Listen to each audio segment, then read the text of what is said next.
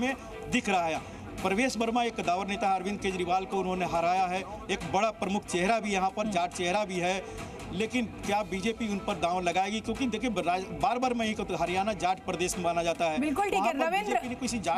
रविंद्र देखिए अब मैं रेखा गुप्ता को भी तस्वीरों में दिखा रही हूँ और जो भी मुझे दिखाई देता है टीवी स्क्रीन पर उसी से जुड़ा हुआ सवाल मेरे दिमाग में आ जाता है। रेखा गुप्ता रेस में सबसे आगे चल रही है। मुझे लग रहा है कि जो महिला फैक्टर है, आधी आबादी को साधने की जो बात है, मोदी की अगर कहा जाए कि फैन फॉलोइंगशिप सबसे ज्यादा महिलाओं में है, उस समीकरण को हर चीज को साधते हुए रेखा गुप्ता सबसे आगे चल रही है।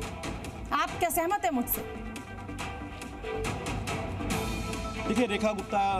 पिछले अगर देखा जाए 10 दिन से बड़ा नाम के तौर पर चलाया जा रहा है कि वो बन सकती हैं, वैश्य समाज से महिला हैं और उनके बारे में ये भी कहते हैं उनके समर्थक कि जुझारू हैं, डूसू में उन्होंने ये दिखाया है, अनुभव नहीं है उनके पास और बार बार कह रहे हैं कि दिल्ली में एक अनुभवी व्यक्ति चाहिए। भले ही प्रधानमंत्री नरेंद्र मोदी की पैनी निगाह होगी, गृहमंत्री अमित शाह बार बार समीक्षा करेंगे, उपराज्यपाल के जरिए भी यहाँ पर कहीं ना कहीं कंट्रोल रखा जाएगा सरकार का हर पहलू पर, लेकिन बार बार हो रहा है कि रेखा गुप्ता एक नाम है लगातार चल रहा और जिसका नाम चलता है 10 दिन से चल रहा हो वो शायद ही बने, ऐसा कम से कम पिछले 10 साल में हम आप सब ने देखा है। तो रेखा गुप्ता प्रमुख नाम है, हो सकता है कि उनके नाम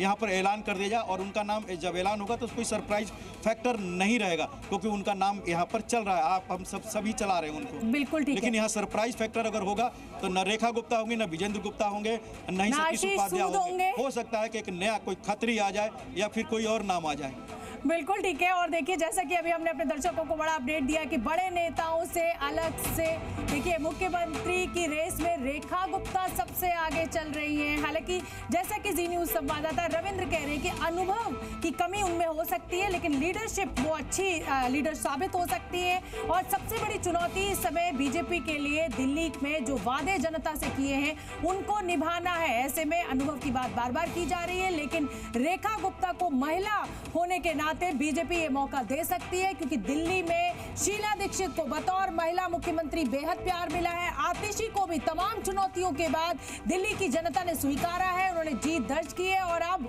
रेखा गुप्ता, तो इसलिए रविंद्र मैं आपसे पार्शियली सहमत हूँ, 50% मैं सहमत हूँ कि हाँ अनुभव को तरजीह देगी बीजेपी, लेकिन वो महिला चेहरे की जो मैं बात कर रही हूँ वो मेरा एक स्ट्रॉन्ग पॉइंट है।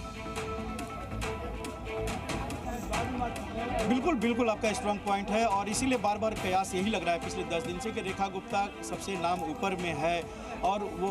ऐसा नहीं है कि उनको इनकार किया जा सकता है कि रेखा गुप्ता नहीं बनेगी, बनिया समाज से आती हैं, बार महिला है। देखिए भगवा रंग का शॉल ओढ़ के, भगवा रंग की साड़ी पहनकर रेखा गुप्ता पीले रंग की साड़ी पहनकर पहुंची है, तो शुभ सनातन का रंग भी रेखा गुप्ता ने धारण किया हुआ है तस्वीरों में जो मुझे दिखाई दे रहा है। और क्या अब ये जो शुभ रंगों में वो सजकर यहाँ पर पहुंची है वो उनके लिए शुभ साबित होंगे या नहीं होंगे, ये तो विधायक दल की बैठक में साफ हो जाएगा। रविंद्र जाहिर सी बात है कि देखिए कपड़े का रंग से नहीं होगा बल्कि प्रारब्ध से होगा या फिर प्रधानमंत्री नरेंद्र मोदी के हस्ताक्षर से या उनके जो बोले होंगे, उन्होंने निर्देश दिया होगा गृहमंत्री अमित शाह, तो प्रारब्ध में होगा तो रेखा गुप्ता बनेगी, कपड़ों के रंग से और या फिर कार्यशैली से कतई नहीं होगा। हालांकि नहीं ये बात रविंद्र ये मैं बिल्कुल समझती हूँ कि कपड़ों के रंग से नहीं होगा, रविंद्र ये बात मैं बिल्कुल समझती हूँ, लेकिन कहते हैं ना कि भाई आज बृहस्पति का दिन है तो पीला पहनिए, आज बुधवार है तो हरा पहनिए, तो शुभ रंगों का कुछ ना कुछ तो देखिए सनातन में जरूर इसको इंपॉर्टेंस दी गई है। ये बिल्कुल सही बात है कि मुख्यमंत्री का चेहरा जो है वो कपड़ों के रंग से बिल्कुल तय नहीं होगा, लेकिन महिला होना कहीं ना कहीं रेखा गुप्ता के हक में जरूर जा सकता है, ऐसा मुझे लगता है। रविंद्र शोभना जी एक आपको बता